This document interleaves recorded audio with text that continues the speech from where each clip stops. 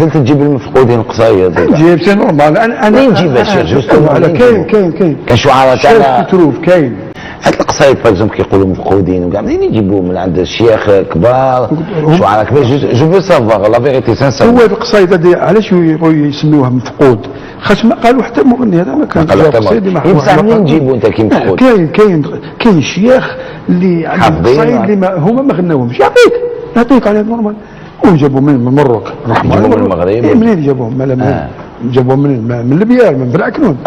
كما كان يغني من أشعار التونسيين والمغاربة. محمد بن حماد الشرقاوي مولود بالقصبة عام 1907. بدايته كانت على يد أبيه الشيخ الشرقاوي، ثم وصل مع أستاذه الشيخ محمد الكفيف.